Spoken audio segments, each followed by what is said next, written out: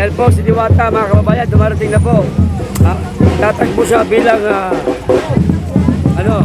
party list. Ayan, Gamit nabuhay po. ang mga vendors! Buhay na ba kayo? Buhay na ba kayo? Para tayo ng iba.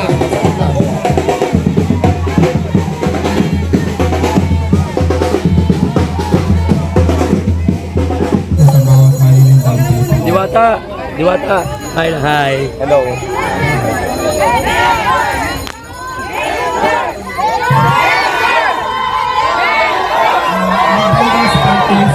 Ay June 2022 para nga po magkaroon po sa bawang Maninggang Pilipino dahil nararamdaman po namin kung paano naghihirap ang ating mga kababayan, lalo tigit po yung ating mga maninginda sa palengke. Pag kayo po ay naupo, ano pong gagawin nyo sa hanay ng inyong mga vendors po? Lalo na po yung mga nasa lansangan po. Unang-una po, tulad po ng sinabi ko kanina, kami po ang magiging boses ng bawat maninindang Pilipino. At ito po ay isaayos namin, yung lalo higit po yung mga street vendors. At tutulungan po namin sila na magkaroon ng pangkalusugan sa pamamagitan po ng PhilHealth. May katanungan, sir. Confirmation na po, ito po yung unang pagkakataon na kayo po yung maghahain ng kona? Naghahain ng kona? Ito po yung first time na magkakaroon ng boses ang bawat maninindang Pilipino. Ito katanungan, sir. Ano ba, isang vendor, magbabayad pa ba ng bawat pwesto yan? O wala na? Ito po ay aaralin namin kung sakali po kami papalari na maupo sa Kongreso.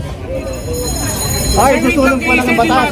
Wait lang, Susulong niyo pa lang yung batas dyan. bakit kayo kasama sa nominee? Lalo, isa kayo sa nakita natin sa mga vlog, tinis-tinis kayo kasi lagi kayo. Yes, okay, isa pa yan sa mga dahilan talaga bakit ako nandito sa vendor party list.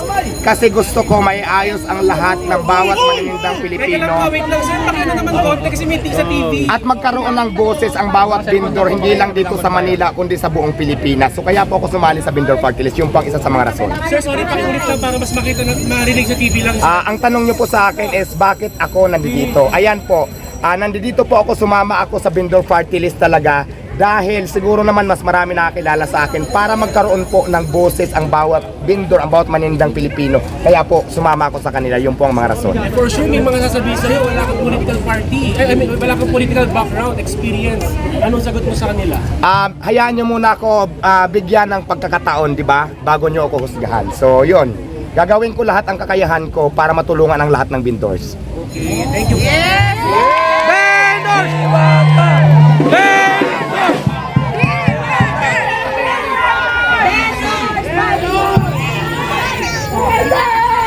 Sana kung sino ang magiging first nominee. Salamat lang po ako sa lahat ng masuporta ngayon. Salamat po na marami sa inyong suporta. Sana hanggang sa huli po magkakasama tayo. Ito po yung vendors party list para po sa samahan ng maninindang Pilipino at sa lahat ng consumer and ganun din po sa mga maninindang. Salamat po ng marami. Ma'am, for the record, ano itutulak nyo once na nakaupo kayo?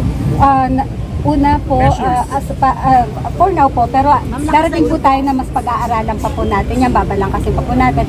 Pero yung unang pumapasok sa isip po ay una po malesen po o mas mapadali ang pagkuha ng mga permits. Pangalawa po sana, halimbawa, lalo sa mga online sellers po, kung paano natin mapapaayos o mapapadali, lalo na po yung pinoproblema nila ngayon ng mga taxes po. Okay, thank you po. Thank you. Salamat po sa inyong lahat. Yay! Mabuhay!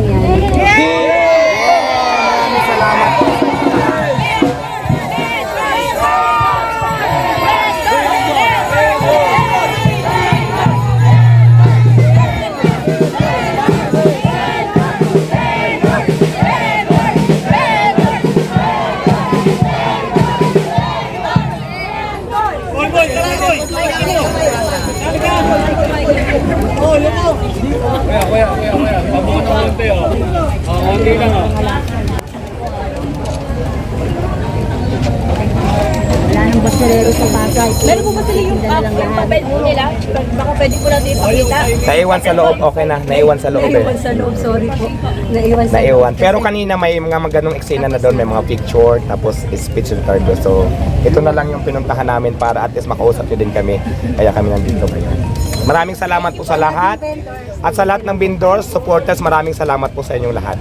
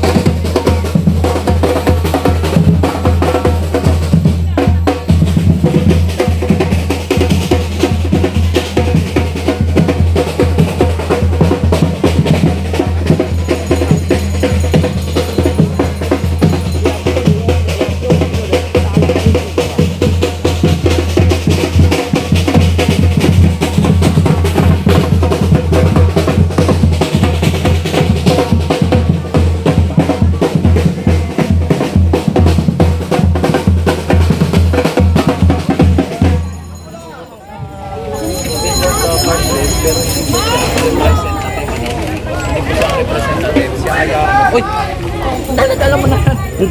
Check out na ako. Nag-check out ka na.